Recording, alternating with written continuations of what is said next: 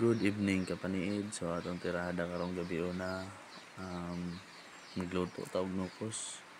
So of course ready na to ang mga lamas, naka-slice na daan. O dili pwede mawala ang atong main ingredients sa atong menu karon. Nukos, adobong nukos taron kapaniid.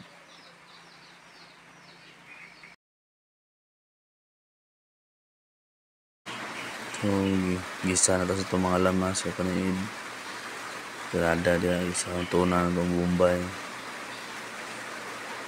Depende ninyo na guys kung sa inyo ang gusto or preferred ninyo. Unahon ba ninyo gisa ang Bombay o unahon nyo gisa ang house? Basta ako kung giyon ang Bombay karon.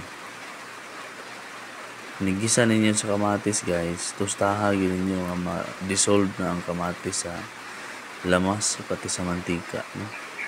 Katong i-slice ninyo ang kamatis, dili na siya mapurma pa nga kamatis, pero panit na rin mabilin ba, ma-dissolve yun siya.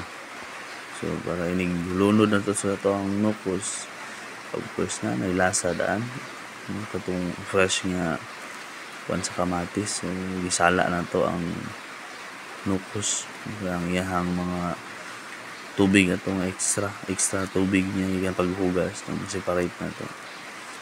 Lunod na to dayon ang atsal o kulikot para pawala sa langsa.